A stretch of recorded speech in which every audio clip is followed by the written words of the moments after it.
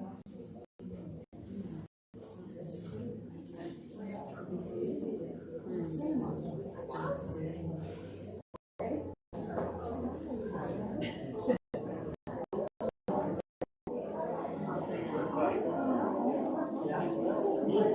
I first got to boot camp, you're going to introduce yourself. Ask one guy, would you sign up? I'll do it B&E.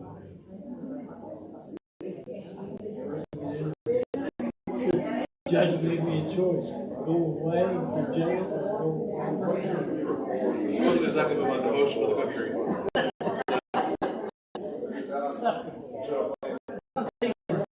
Whoa! Don't go near my son. I'm going to be locked in here. It's a prison. B&E was not far enough.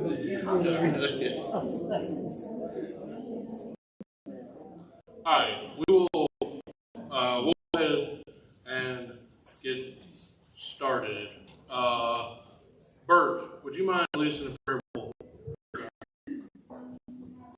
Dear Father, thank you for this day and the chance that we have to be together. We thank you for Gideon and the time we know we spent on this class. And Father, we praise you with all of our folks that are sick, Aaron, Shane, Aaron's mama, and I'm sure many others.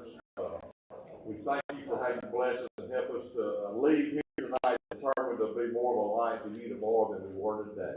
In Jesus' name, amen. All right, so we are going to be in the book of Judges tonight. Specifically, we're going to be in Judges 6 through 8.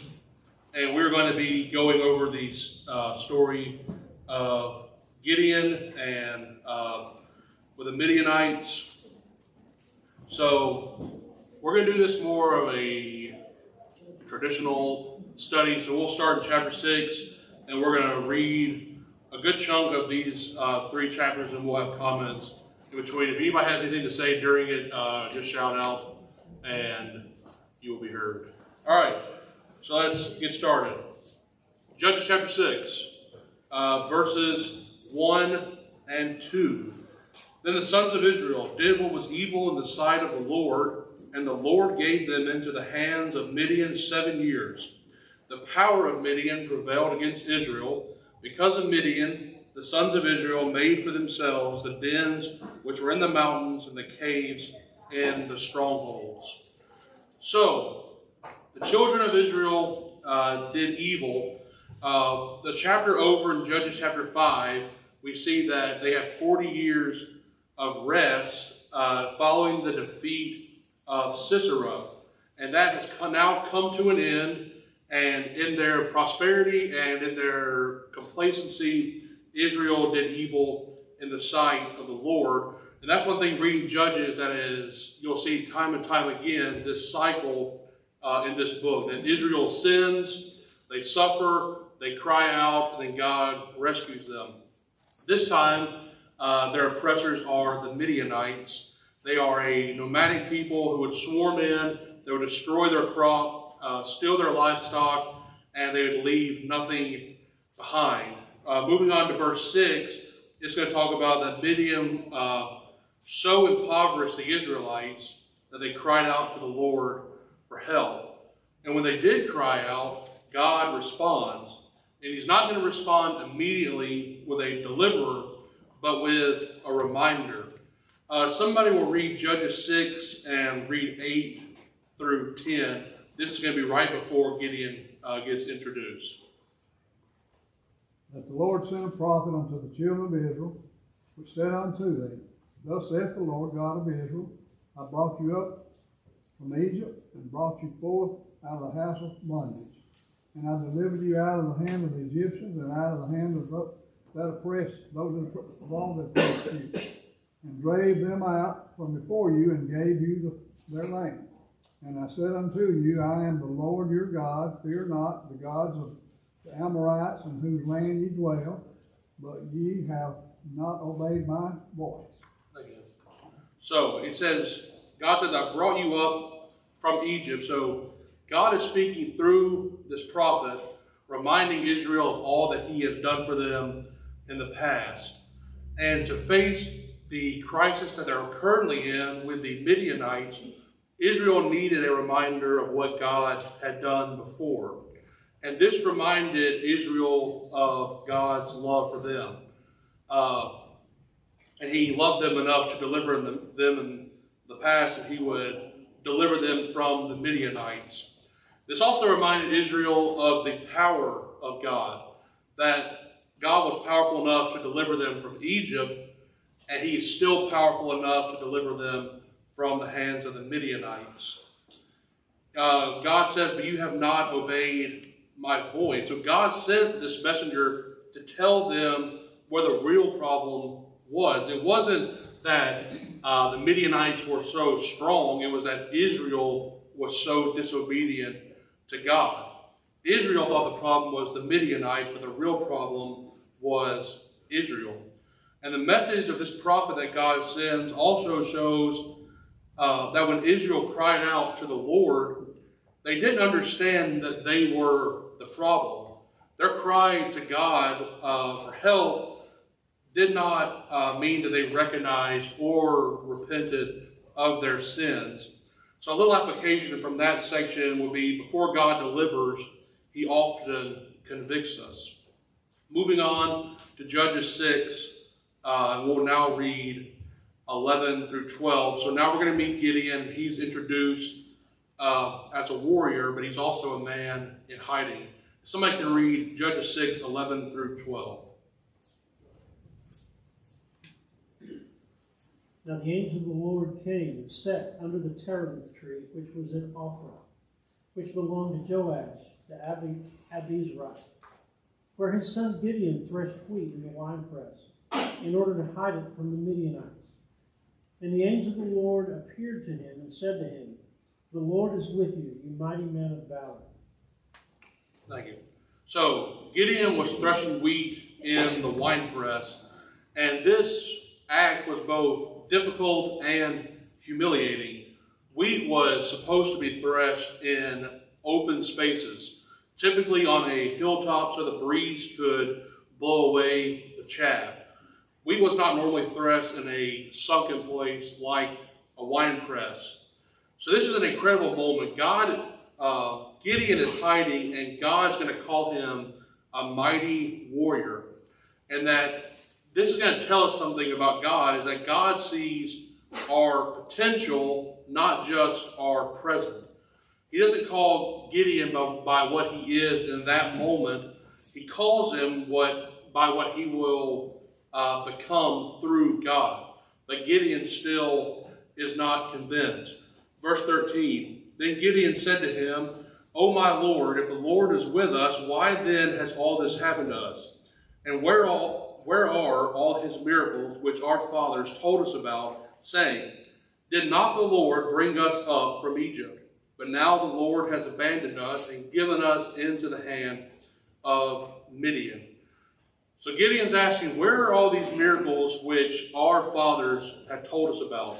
Gideon had heard about the works that God had done for the children of Israel in the past, but he wondered why he did not see the same great works in his day. Gideon thought the problem was with God, not with him or the nation of Israel as a whole. But the truth is, Israel forsook God. God never forsook Israel. But Gideon's honesty in talking to God does show us that God can handle our questions that we ask him. God doesn't scold Gideon. He's going to command him to something greater. Now let's read Judges 6, 14 through 16. If somebody can read that, please. And the Lord turned to him and said, "Go in this might of yours and save Israel from the hand of Midian. Do not I send you?" And he said to him, "Please, Lord, how can I save Israel? Behold, my clan is the weakest in Manasseh, and I am the least in my father's house." And the Lord said to him, "But I will be with you, and you shall strike the Midianites as one man." Thank you. So he's going to ask, God, how can I save Israel? And Gideon could not see himself as someone who could do great things for God and for Israel. He thought of himself as insignificant from the smallest clan in his tribe, and that he was the least in his own family. But Gideon was correct in that he by himself could not save Israel, but God, through Gideon, could rescue Israel. God is going to say, surely I will be with you, and you shall defeat the Midianites as one man. God's assurance to Gideon was not to build up his self-confidence, but to assure him that God was going to be with him the whole time. God acknowledges the stories that Gideon has heard of God's greatness, but at the same time, Gideon doesn't realize how God can do something so great with somebody as weak as he is. But we must not forget who God is and what he has done or what he can do. We shouldn't be discouraged by our current situation, so much so that we refuse to act at all. God wants us out there in the world, not on the sidelines watching. I thought earlier today, one thing I've dealt with since getting the job in North River is I'm under constant barrage from Anna Grace about decorating my room. And okay, we're good. And she's just wanting to go to town on it. And I've moved all of my stuff into my room, which consists of like 3 Alabama frames and a flag, and I got some photos from Milton and Patsy. But I told Ag you can have, I got 2 big bulletin boards in there. I said, Ag, you can have one of the bulletin boards and do whatever you want on it. But she was asking me for ideas, and eventually I settled. I was kind of thinking of some of my favorite quotes throughout history, and I landed on this one, and I thought it kind of fit where we are right now. And it's a quote from Teddy Roosevelt that he gave in Paris in 1910. It's a famous speech.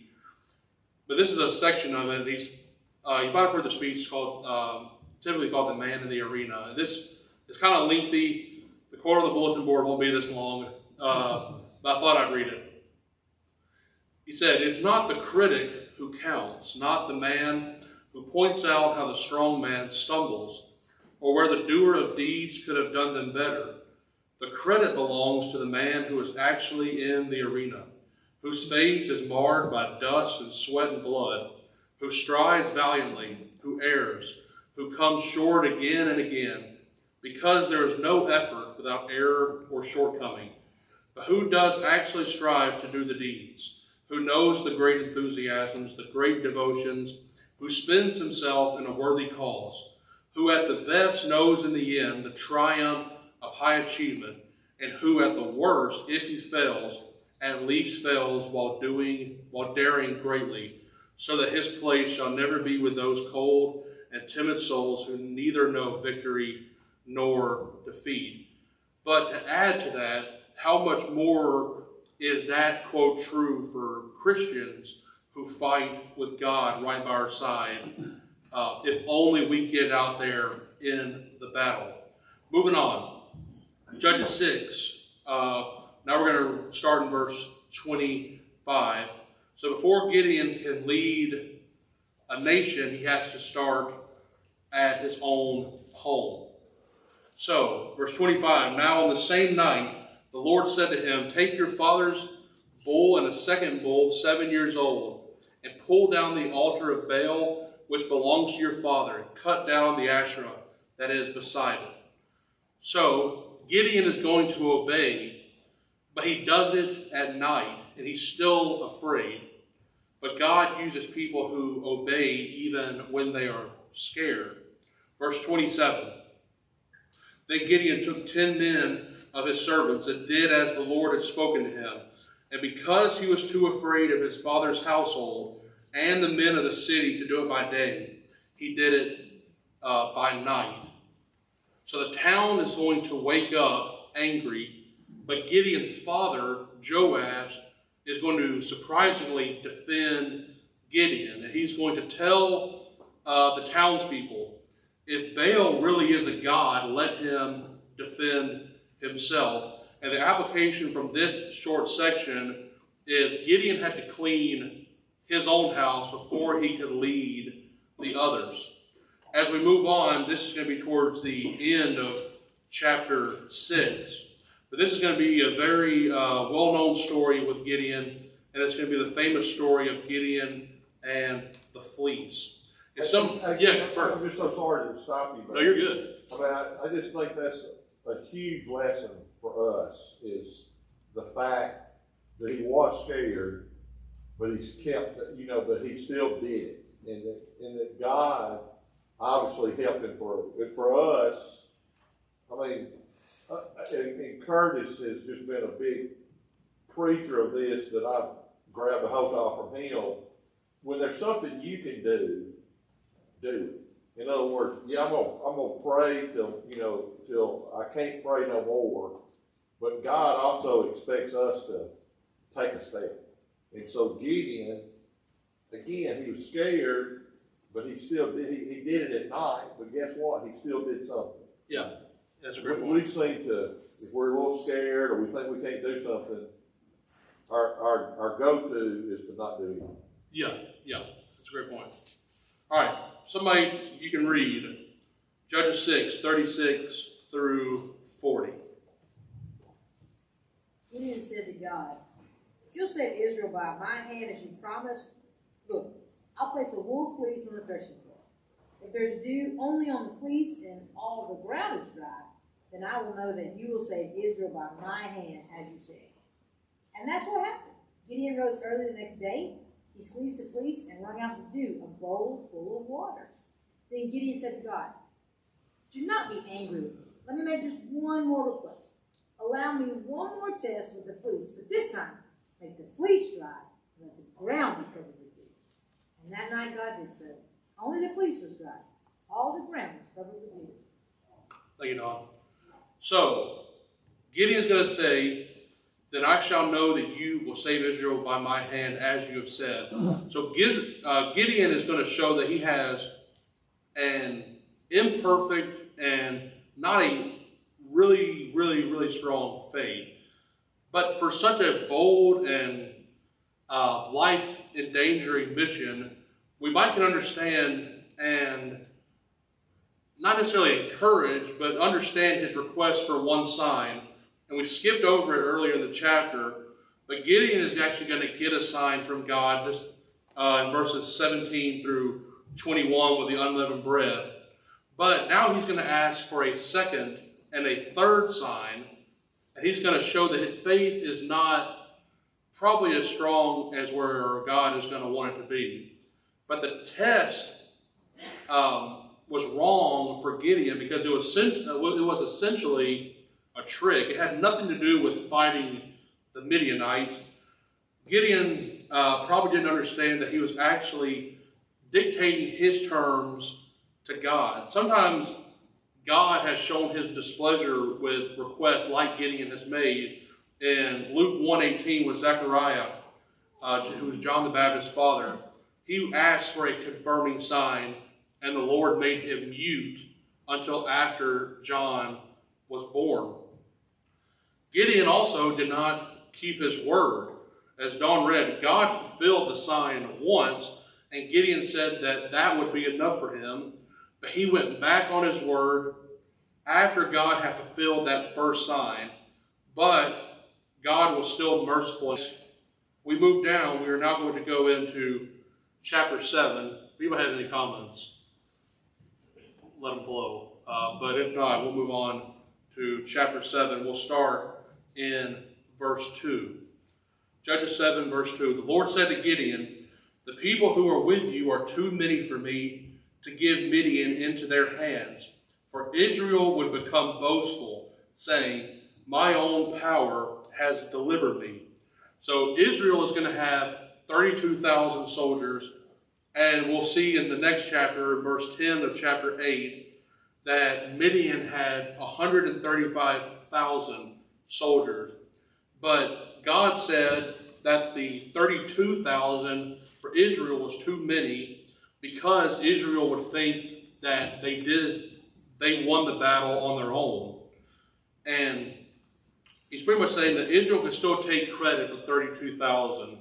They could believe that they were the underdogs in this situation and they had triumphed through their own bravery or strategy. But God wanted the odds to be so bad for Israel that the victory would be clearly done by him alone. So God's going to tell Gideon to let anyone that's afraid to go into battle hit the road. So 22,000 are going to leave, and now Gideon has 10,000 men, but still, for God, that's too many. So somebody can read. We're going to skip 3, and we're going to go chapter 7, verse 4 to 8. Somebody can read that. The Lord said unto Gideon, the people are yet too many. Bring them down into the water, and I will pour you there. And it shall be that of who I say to you, this shall go with you. The same shall go with you. And whomsoever I say to you, it shall not go with you. The same shall not go. So he brought down the people into the water, and the Lord said to Gideon, every one that laps the water with his tongue as a dog, him you shall set aside. Likewise, everyone that bows down upon his knees to drink. And the number of them that lapped, putting their hand to their mouth, were 300 men. But all the rest of the people bowed down on their knees to drink water. Thank you. So then we'll just say something quick about this. So this is going to seem like a very strange test that God is going to tell Gideon to do with the soldiers.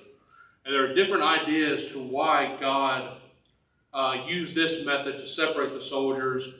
One method that I saw was because possibly those who cupped the water in their hands and brought it to their mouth might have been better soldiers because they were keeping their eyes on their surroundings even when they were taking a drink of water. So we just went over that pretty short. So let's skip on down. And Gideon is going to be afraid, again, kind of like Bert was talking about. This is kind of a theme with Gideon, is he's afraid, but then God is going to give him another sign to push him forward even more. Judges chapter 7, verse 12 through 15. Make sure I got the right place. Yeah, so God's going to tell him to go down to the Midianites, and he's going to hear somebody reciting a dream. So somebody can read verse 12 through 15, please. And the Midianites and the Amalekites and all the people of the east lay along the valley like locusts and abundance, and their camels were without number as the sand that is on the seashore in abundance.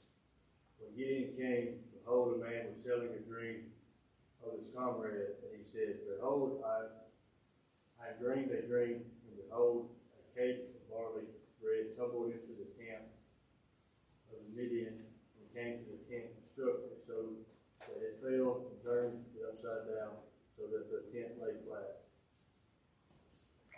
Thank you. Is it 14, 13? Through 15. And his comrade answered, this is no longer the sword of Gideon, the son of Joash, a man of Israel, I have given into his hand Midian and all the camp. As soon as Gideon heard the telling of the dream and its interpretation, he worshipped. And he returned to the camp of Israel and said, arise, the Lord has given the host of Midian into your hand. I appreciate it. So, this is going to be a very strange dream, equally as strange as the test that God told Gideon to do with the drinking of the water. But there's going to be some symbolism here that this dream is going to represent. So a loaf of barley bread tumbled into the camp of Midian, as the verse says. So at this time, only the very poor ate barley bread. The vision meant that the camp of the Midianites would be knocked over by a humble group of people.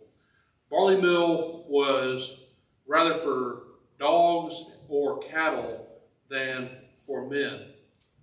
the man who's interpreting the dream is going to say, this is nothing else but the sword of Gideon. So God is going to allow Gideon to see a great confirmation of the work that he is about to do.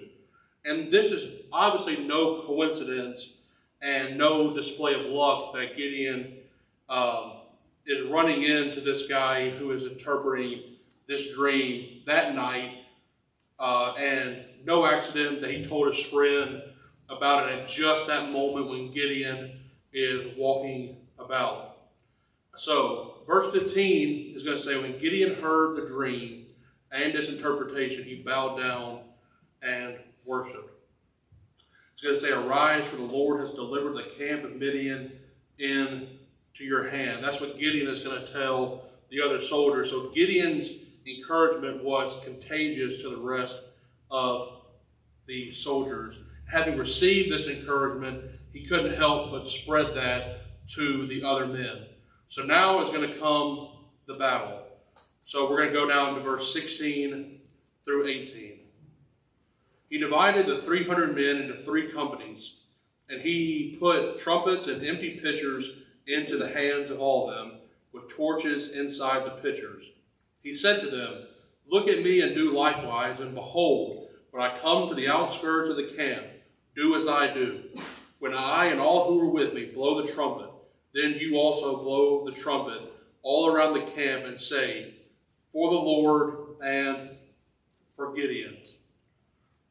So, verse 20, like we just read, it's going to scream out a sword for the Lord and for Gideon.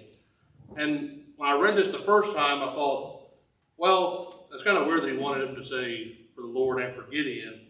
But the cry was not really a result of Gideon's pride in himself. Instead, it showed kind of wisdom in the attack, because as we just read in the vision of the man that Gideon walked up on, the Midianites were already afraid of the sword of Gideon and shouting help to send them in to the panic that they would get into. The Midianites might not have necessarily known who the Lord was, but it's clear that they knew that a man from the Lord named Gideon was about to do work on them. So, verse 22. When they blew the 300 trumpets, the Lord set the sword of one against another, even throughout the whole army. And the army fled as far as Beth Shittah toward Zerah, and as far as Abel Beholah by Tebeth. That's some brutal words. So the Lord caused the men throughout the camp to turn on each other with their sword. So an application for us here is, our role as Christians is obedience. God is going to handle the outcome. And sometimes victory does not look anything like we expect it to look. So as we move on to the last chapter, make a good time. Chapter 8. So chapter 8 is going to give us the aftermath of this battle. And Gideon is going to call other tribes to help chase down the Midianites who flee. But not everyone's going to be happy with how he's doing, as we'll see in the early part of chapter 8. Somebody can read chapter 8, verses 1 through 3. And the men of Ephraim said unto him, why hast thou served us thus, and thou callest us not when thou wentest to fight with the Midianites? And they did chide him sharply. And he said unto them, what have I done now in comparison of you? Is not the gleaning of the grapes or Ephraim better than the vintage of Ebenezer? God hath delivered unto your hands the princes of Midian, Oreb and Zeeb, and what was I able to do in comparison to you, of you? Then their anger was abated toward him when he had said that. All right, so Gideon is going to calm the people of Ephraim down, because we see the verse says that they reprimanded him sharply.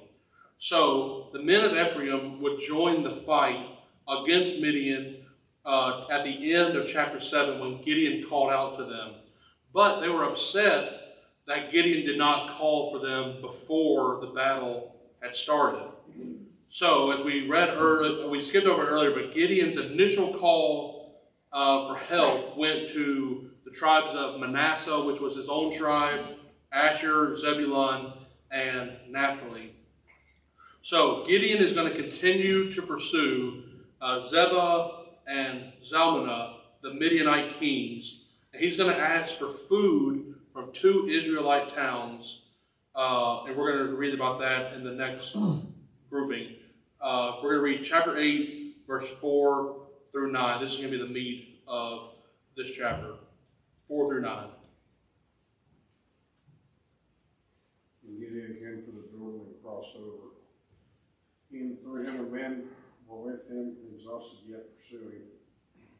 So he said to the men of Succoth, "Please give loaves of bread to the people who follow me, for they are exhausted, and I am pursuing after Zebah and Zalmunna, the kings of Midian." And the officials of Succoth said, "Are the lands of Zebah and Zalmunna already in your hand, that we should give bread to your army?" So Gideon said, Well then, when the Lord has given Zebah and Zalmunna into my hand, I will flail your flesh with the thorns of the wilderness and with briars. And from there he went up to Penuel and spoke to them in the same way. And the man of Penuel answered him as the man of Succoth had answered. And he said to the man of Penuel, "When I come again in peace, I will break down this tower." I appreciate it. So, Gideon is going to ask them, please give loaves of bread to the people who follow me. So, through Gideon, the call came to the people of Succoth to support those who had actually fought the battle. They were not actually asked to engage in battle, but simply to support those who were on the front lines. So, they're going to almost give a sarcastic answer to Gideon and say, "Are the hands of Zebah and Zalmunna now in your hand that we should give bread to your army?" So instead of offering help, these 2 cities are going to make sarcastic comment and or an excuse to Gideon. They didn't want to support Israel in the fight against Midian until the battle was completely won.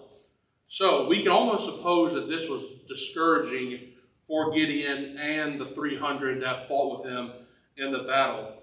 They didn't ask these 2 cities, like I said, to fight on the front lines, but only to support those who did, but they were unwilling and they made excuses. So Gideon's going to tell them, when the Lord has delivered, when I come back in peace, I will tear down this tower. So, with or without the help of these 2 cities, Gideon knew that he was going to win the battle with their help or without it. He said, when, not if we do. But he vowed to take revenge on these cities that refused to help the army of Israel at this time. So he's going to say, when I return, I'll deal with you, and he does, rather severely. Later, he's going to execute the 2 kings later on, and it's going to involve his son, who does not actually execute him because he was fearful as a child, and so Gideon's going to end up doing it. But we just have a few minutes left, so we're going to skip on to the last part of this chapter.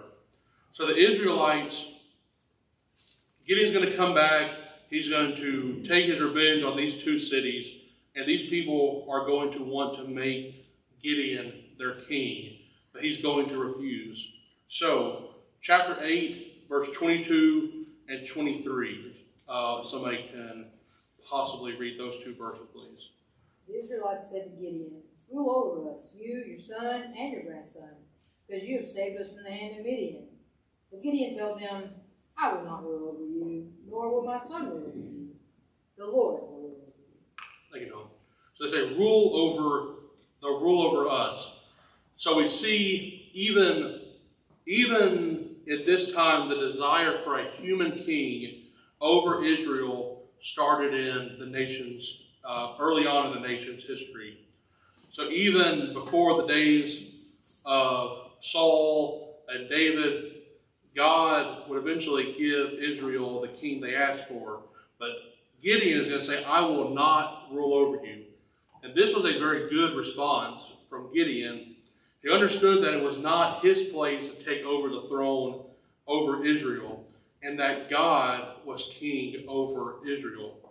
Gideon gave the right answer when he said he didn't want to be king, but in the rest of the chapter, he's going to kind of act like a king. His words were very humble, but his actions were not. And it's easier for us to talk about humility and service to God than it actually is to live out humility. It's a good answer, but then he's going to do something kind of strange. In verses 24 through 27, chapter 8 is going to say, Yet Gideon said to them, I would request of you that each of you give me an earring from his spoil. For they had golden earrings because they were Ishmaelites. They said, we will surely give them. So they spread out a garment, and every one of them threw an earring there from his spoil. The weight of the gold earrings that he requested was 1,700 shekels of gold, besides the crescent ornaments and the pendants and the purple robes which were on the kings of Midian, and besides the neckbands that were on their camel's neck. Gideon made it into an ephod and placed it in his city, Ophrah, and all Israel played the harlot with it there, so that it became a snare to Gideon and his household. So Gideon is going to ask for these gold earrings, and it came to be about more than 50 pounds of gold. And they're going to make a gold ephod, sort of a priestly garment, and the people are going to begin to worship it. So, as we see, Israel played the harlot with that ephod, and they're going to enjoy this kind of idolatrous worship.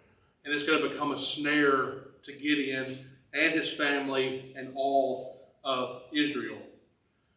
Gideon was obedient and filled with faith, even through moments of being scared. And he had this faith in extreme moments of battle. But it seems like once the battle was over, the daily routine seemed to have a greater test on his character than even these big battles. And this is true for a lot of Christians and people in general, that our daily living is often more difficult than the extreme moment. So, as we move on towards the end, verse 31 and 32, his concubine who was in Shechem also bore him a son, and he named him Abimelech. And Gideon, the son of Joash, died at a ripe old age and was buried in the tomb of his father Joash in Ophrah of the Abiezrites.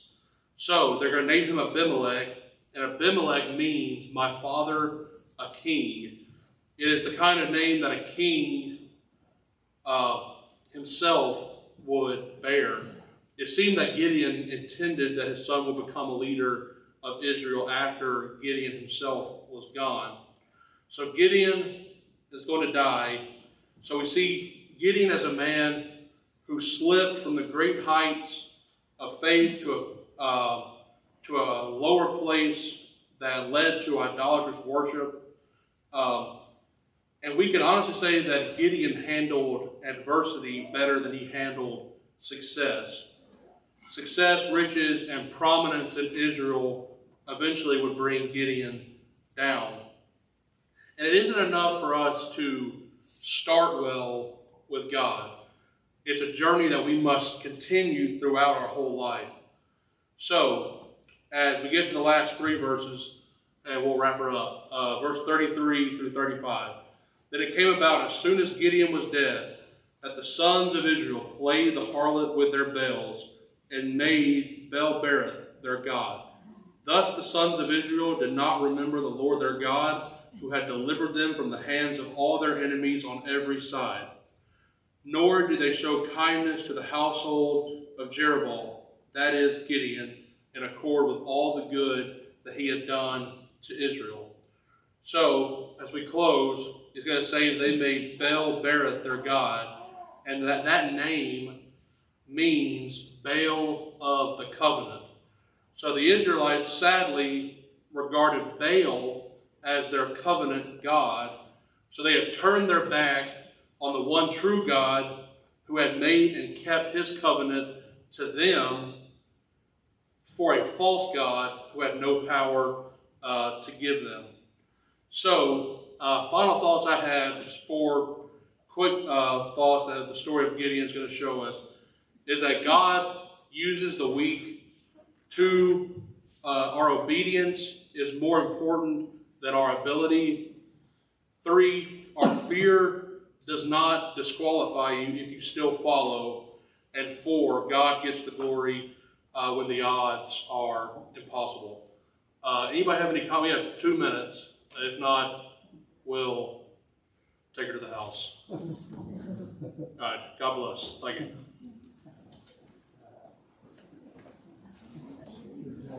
Thank you.